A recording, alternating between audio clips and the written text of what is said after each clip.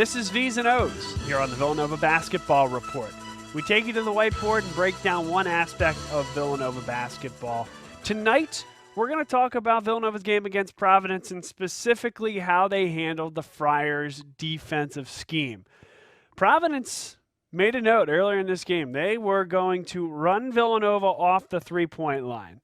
They were going to make Villanova beat them somewhere other than beyond the perimeter. So on a catch out here, let's say it's Justin Moore here on the left wing, and he's going to catch in a position here where he begins to penetrate to the basket. A double-team defense would be taking a help defender here, bringing this help defender up here to prevent that drive. But what would that do? Let's say it is this defender on the outside here that comes to double-team and prevent Justin Moore from driving into the lane. Well, now here's Colin Gillespie to slip out here. This is going to be open, and Colin Gillespie is going to be able to take an uncontested three. Providence decided not to do that. They said, nope, we're going to continue to guard out on the perimeter. We're going to run Villanova off the three-point line. And so what that means is as Justin Moore has an opportunity to drive to the basket, well, this defender is going to have to stay with him. So he's going to have to follow Justin Moore in here and guard one-on-one because, hey, you don't want to leave Cole Swider out here if you're this defender. You don't want to leave Colin Gillespie out here. You don't want to leave Caleb Daniels out here. And the 4-out, 1-in offense that Villanova likes to play here is Jeremiah Robinson-Earl. So what does that create? It creates a lot of driving lanes and now an opportunity for Justin Moore to go against a smaller defender, a guard defender right about here.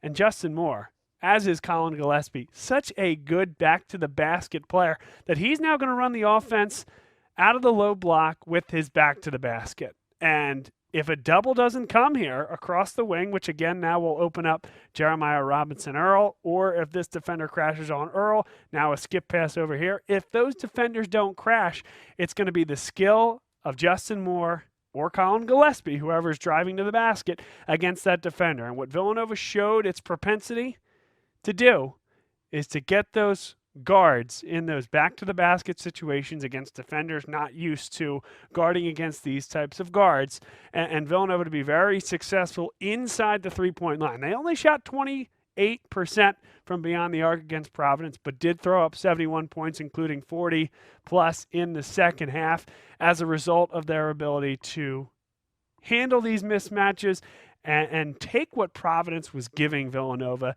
defensively throughout that game. Villanova also took 2 or 3 less threes per game than they do on average over the course of the year. So 25 threes on the game sure seems like a lot, but it was what created those. It was good looks.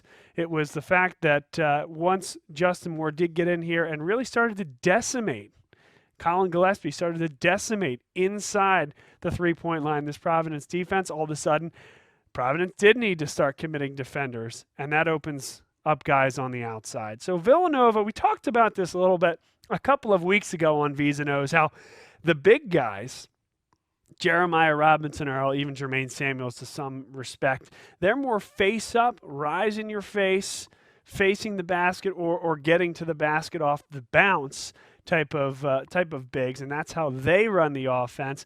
And then it's the guards that when they get inside the three-point line, they're going with their back to the basket. We talked about how that's counterintuitive. Here it is in action against the Providence defense that, again, we're going to talk about this term a lot. Teams are going to want to run Villanova off the three-point line, not get beat from deep. And Providence did just that. Villanova's ability to understand that that's going to be the game plan against them and effectively neutralize it by getting to the basket with strong and very capable guards that can score from anywhere on the floor is how Villanova basketball is going to be successful. It's how they shook off a little bit of rust in the first half, second game back after a 27-day break in order to put up 40-plus in the second half, do so in an efficient manner, and really start to wear down a Providence team that has been very good defensively this year. So keep an eye on that this week and the rest of the year. Villanova is going to play UConn on Thursday, and then Seton Hall. They'll travel to Seton Hall over the weekend. Both of these teams have strong and talented guards. UConn's going to be a little bit shorthanded at the guard position. Let's see if they will double on the drive or if they're going to continue to run Villanova off the three-point line, and let's see how Villanova adjusts.